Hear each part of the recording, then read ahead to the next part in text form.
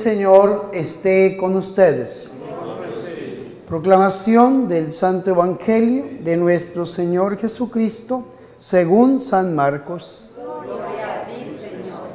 En aquel tiempo, un escriba se acercó a Jesús y le preguntó: ¿qué mandamiento es el primero de todos?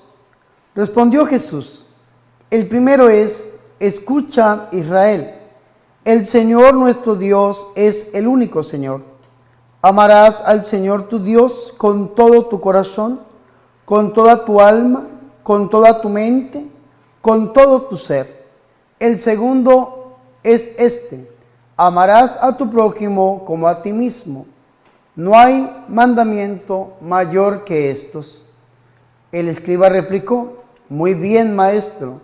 Sin duda tienes razón cuando dices que el Señor es uno solo y no hay otro fuera de Él, y que amarlo con todo el corazón, con todo el entendimiento y con todo el ser, y amar al prójimo como a uno mismo, vale más que todos los holocaustos y sacrificios. Jesús, viendo que había respondido sensatamente, le dijo: no estás lejos del reino de Dios. Y nadie se atrevió a hacerle más preguntas. Palabra del Señor.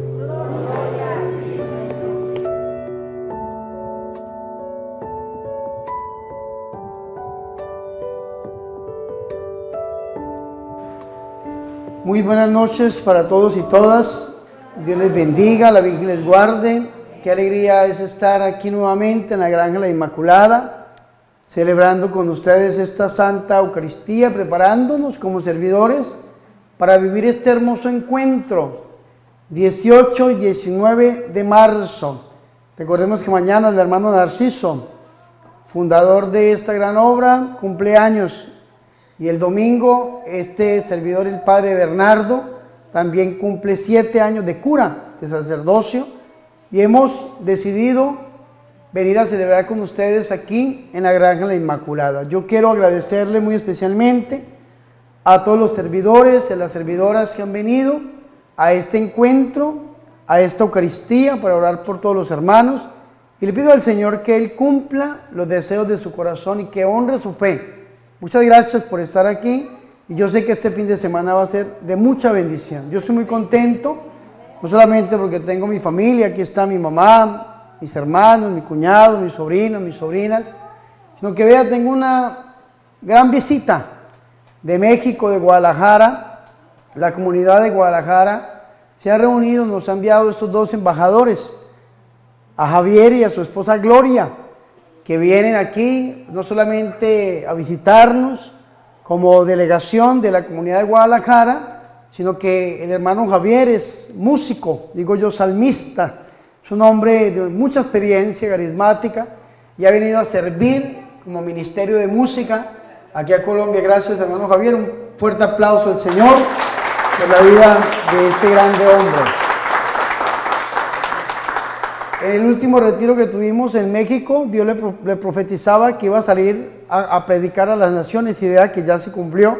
Aquí en la Granja La Inmaculada inicia hace un mes, ¿no? Le profetizaba el Señor, y aquí está el hermano Javier, Dios cumpliendo su palabra. Amén.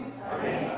Mis hermanos servidores, recordemos que estamos en un tiempo muy bonito, muy privilegiado dentro de la Iglesia Católica, que se llama la Cuaresma. Estamos preparándonos para vivir lo que se conoce como el culmen del año litúrgico. ¿Cuál es el culmen del año litúrgico? Recordemos que nosotros los católicos tenemos un año litúrgico que inicia ¿con qué tiempo? ¿Con cuál? Con el Adviento, muy bien, ¿cierto? Y termina con el domingo 34 del tiempo ordinario, que es el domingo de Cristo Rey del universo, la solemnidad de Cristo Rey. Y vuelve, inicia otra vez el Adviento, y así, cíclico, esperando la venida de nuestro Señor. Pero este año litúrgico tiene un culmen. Este año litúrgico tiene un momento que es el más importante, que ¿cuál es? Lo que se conoce como el Triduo Pascual. ¿Cómo es? El Triduo Pascual. ¿Qué significa Triduo Pascual? Los 3 días de la Pascua. ¿Qué significa la Pascua? El paso. Salir de para entrar en el paso en el Antiguo Testamento de la esclavitud a la libertad. Nosotros el paso de la muerte a la vida que nos da el Señor. ¿Sí me hago entender? Y entonces ese triduo pascual lo celebramos nosotros desde el jueves santo en la tarde hasta el domingo de resurrección. Pasión, muerte y resurrección de nuestro Señor. Para eso es que nos estamos preparando, para vivir el culmen del año litúrgico. El día más importante dentro del año litúrgico, si lo podemos decir de esa manera, es el domingo de resurrección. Porque si Jesucristo no hubiese resucitado, vana sería nuestra fe. Y todos los domingos como católicos es precepto, es obligación ir a misa. Entonces nos reunimos siempre alrededor del altar a celebrar ¿qué? La resurrección de nuestro Señor y Salvador Jesucristo. Y en esta preparación de Cuaresma, la Iglesia Católica nos ha permitido escuchar a nosotros una serie de lecturas que nos llaman a nosotros al arrepentimiento, que nos llaman a nosotros a la conversión, que nos llaman a nosotros a volvernos a Dios. Pero volvernos a Dios ¿para qué? ¿Para qué queremos nosotros volvernos a Dios? Hay mucha gente que se vuelve a Dios. Hay gente que se vuelve a Dios para blasfemar contra Dios. Hay gente que se vuelve a Dios para insultar a Dios. Hay gente que se vuelve a Dios para hablarle feo a Dios. ¿Y por qué, Señor, permites esto? Y empiezan a pelear con Dios. No, ¿qué es lo que Dios quiere? Que nos volvamos a Él, ¿para qué? Y la respuesta nos la da a nosotros el Evangelio de hoy. ¿Para qué? Para amarlo. ¿Para qué? Para amarlo. Y por amor podemos hacer cualquier cosa. ¿Por qué estamos aquí sentados hoy? ¿Por qué estamos celebrando esta misa? ¿Por qué estamos haciendo todo este movimiento desde temprano y vamos a tener este fin de semana? ¿Para qué hacemos esto? Y la respuesta tiene que ser porque amo a Dios. Pero nosotros no podemos decir que amamos a Dios si odiamos al hermano. La Biblia lo dice en la primera carta del apóstol San Juan. Nadie puede decir que ama a Dios y odia a su hermano, porque es un mentiroso. Vea qué interesante es. Entonces, frente a esa idea, a esa hipótesis que les estoy planteando, podemos poner nosotros el Evangelio según San Marcos que escuchamos hoy. El Señor Jesucristo está predicando. ¿Y quién se acercó al Señor? ¿Un qué? Un escriba. Y dentro del Evangelio de San Marcos, ¿cuántos enemigos encontramos de Jesús? Vea, se les voy a enseñar porque estoy hablando con servidores. 5 enemigos. 5. Dentro del Evangelio de Marcos encontramos ¿cuántos enemigos de Jesús? 5. ¿Cuáles son? Primero, los herodianos, los seguidores del rey Herodes. Segundo, los saduceos, los que desde el año 200 antes de Cristo les servían a través de una idea de un sacerdote llamado Sadoc, que no creían ni en resurrección, ni en alma, ni en espíritu, ni en ángel, ni absolutamente nada. Eran los materialistas de la época de Jesús, los saduceos. Pero también Jesús tenía otros enemigos, que eran los ancianos. Seguían los fariseos y por último, los peores, eran los escribas. Los escribas eran los más arraigados. ¿Y qué podemos entender nosotros como un escriba? Se lo voy a decir con una palabra contemporánea. Un escriba era un teólogo. ¿Era un qué? Teólogo. ¿Y quién es un teólogo? ¿A qué se dedica un teólogo? ¿A estudiar qué? La Biblia, el misterio de Dios, la teología. Los escribas eran los estudiosos de la época. Los que se dedicaban a estudiar la palabra, a estudiar la ley, a estudiar. Y tenían discípulos, es decir, seminaristas, aprendices. ¿Y quiénes eran esos aprendices? Que se dedicaban a practicar todo lo que enseñaba la ley. ¿Quiénes eran? Los fariseos. Los fariseos, los seminaristas, los escribas, los teólogos, podemos decirlo de esa manera. ¿Quién se acercó hoy a Jesús? ¿Quién? Un escriba, que eran los que tenían la autorización de la época para estudiar las escrituras. Un escriba se acercó a Jesús, es decir, un hombre estudioso de la ley, no cualquiera. Un enemigo de Jesús, supremamente inteligente en este caso, y se acerca y le formula una pregunta. ¿Cuál es la pregunta de este escriba? ¿Qué mandamiento o cuál mandamiento es el primero de todos? ¿Cuál fue la pregunta? ¿Cuál mandamiento es el primero de todos? ¿Y por qué la pregunta? Porque resulta que dependía de la escuela a la que perteneciera el escriba. San Pablo, el gran Pablo, pertenecía a la escuela ¿de quién? De Gamaliel, muy bien. A la escuela de Gamaliel. Y él mismo lo dice en la carta a los Gálatas, ¿no? Fariseo de nacimiento, de la escuela de Gamaliel, ¿cierto? Era un teólogo impresionante. Sin embargo, vea qué interesante esto, mis hermanos y mis hermanas. Dependiendo de la escuela a la que perteneciera, decían el mandamiento principal es este, aquel decía no es este, aquel decía no es este. Podemos hoy en día ponerlo de una manera muy contemporánea, ubiquémonos en la parroquia, en los grupos apostólicos, parroquiales y ministerios, como lo quieran llamar. Entonces uno dice no, lo más importante es esto, y algunos otros dicen no, lo más importante es esto, y otros dicen no, lo más importante es esto. Asimismo ellos decían, no, vea, este mandamiento es el principal. Otros decían no, este mandamiento es el principal. Este hombre estudioso se acerca a Jesús con esa pregunta: Señor, ¿cuál es el principal de los mandamientos? Pero ¿cuántos mandamientos encontramos nosotros en la ley? ¿Cuántos? 10 dicen ustedes. 10 mandamientos, pero hay 613 leyes en el Antiguo Testamento. 613 leyes, 365 en negativo y, por aquí encontré el dato, 248 que eran en negativo, no, 248 en positivo y 365 en negativo. Es decir, no, o haz esto, o haz aquello. Y entonces se acerca este hombre al Señor y le pregunta, ¿cuál es el primer mandamiento? ¿Cuál es el mandamiento más importante, el principal de los mandamientos? Porque tenían 613 leyes. Se lo repito, 248 expresiones eran positivas y 365, cuantos días tiene el año, eran negativas. Y él quería saber cuál era el mandamiento más importante. ¿Y qué le responde el Señor? Vea qué interesante, porque eso es interesante. El Señor está hablando ¿con quién? Con un escriba, con un estudioso de la ley. Y entonces el Señor, ¿con qué le responde? Con la ley, con la palabra. ¿Se acuerdan cuando el primer domingo de Cuaresma escuchábamos las tentaciones que el Señor sufrió en el desierto y se acercó al diablo? ¿Y el Señor con qué le respondió al diablo? ¿Con qué? Con palabra. ¿Y el Señor con qué le está respondiendo al enemigo? ¿Con qué? Con palabra. Le dice Deuteronomio 6:4. ¿Qué dice Deuteronomio 6:4? Shema Israel. Shema Israel. ¿Qué significa la palabra Shema? Escucha, Israel. El Señor tu Dios es el único Señor. No hay otro Dios fuera de Él. Y amarás al Señor tu Dios con todo el corazón, con toda la mente, con todas las fuerzas, con todo el ser. Eso es lo que dice Deuteronomio en el capítulo 6, versículo 4.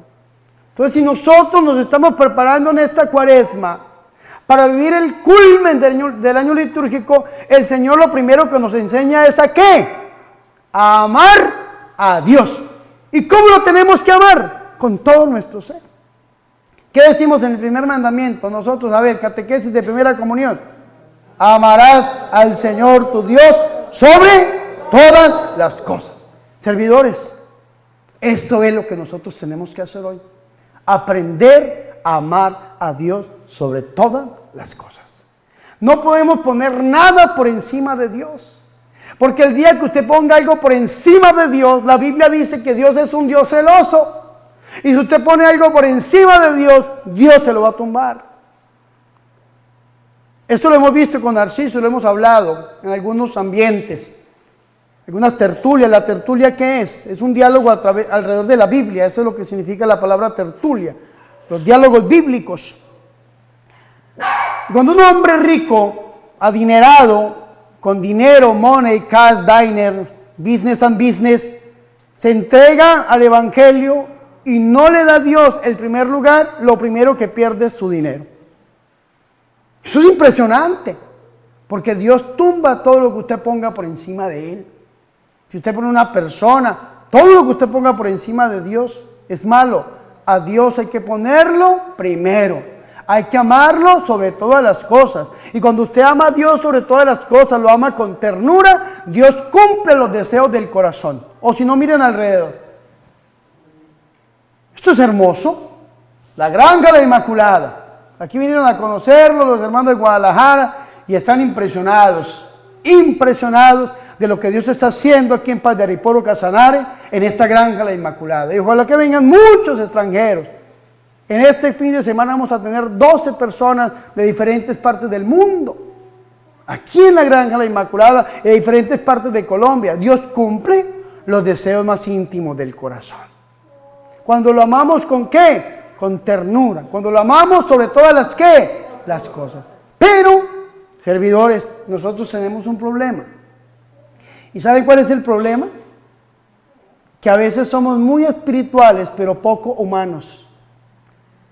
Y eso lo vemos a veces al interior de los servidores. Esta semana lo hablamos precisamente con Javier, que a veces cuando uno dirige comunidades se encuentra con servidores que aplastan a los demás, regañan a los demás, humillan a los demás porque sienten que tienen X o Y don o X o Y poder o llámelo como lo llame, y entonces decimos muy espiritual pero poco humano. Y vea qué interesante esto, porque el Señor no solamente dice que lo tenemos que amar a Él, que tenemos que amar a Dios sobre todas las cosas, sino que dice, y el segundo es semejante a este. Y es bonito, ojalá ustedes se leyeran este mandamiento desde el Evangelio de San Lucas, porque en San Lucas no hay dos mandamientos, en San Lucas hay uno solo. Amar a Dios y amar al prójimo es un mismo mandamiento en el Evangelio de Lucas, que es el Evangelio de la misericordia. En los demás evangelistas encontramos dos. Pero el Señor dice, y el segundo es semejante a este. ¿Y cuál es el segundo que es semejante al primero? ¿Cuál es? ¿Amar a quién? Al prójimo. ¿Cómo a quién? Como a mí mismo. El Señor después va a arreglar ese problema. Porque eso es un problema. Cuando yo amo al otro como a mí mismo es un problema. Porque si yo no me amo a mí mismo, no voy a amar al otro. O cuando yo soy egoísta, lo amo con egoísmo y entonces eres mía y eres mío y no puedes hacer esto y no puedes hacer aquello y la persona se vuelve una cosa, un objeto que yo puedo pisotear y golpear y escupir y regañar y hablar e insultar cuando quiera. ¿Por qué? Porque ni yo mismo me amo. Ya después el Señor va a arreglar esto en la última cena. San Juan en el capítulo 13 en adelante hasta el capítulo 17, en el 18 ya sale el Señor al huerto de Getsemaní. El Señor dice que tenemos que amar a Dios y al otro como Él nos ama. Vean qué interesante esto. Ámense como yo los amo, dice el Señor. Pero bueno, nos vamos a quedar aquí. El segundo es amar al prójimo como a mí mismo. Y es importante, mis hermanos y mis hermanas, la profundidad de este texto. Si usted va a Levítico capítulo 19, versículo 18, usted va a encontrar este mandamiento.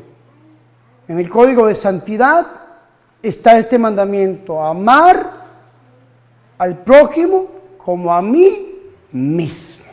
Pero para amar al otro tengo que pedirle al Señor primero que sane mi vida, que sane mi interior, que sane mi corazón. O si no, lo que yo voy a hacer es pisar a mi hermano, pisotear a mi hermano, aplastar a mi hermano, hablar de mi hermano, porque si no me amo ni yo mismo.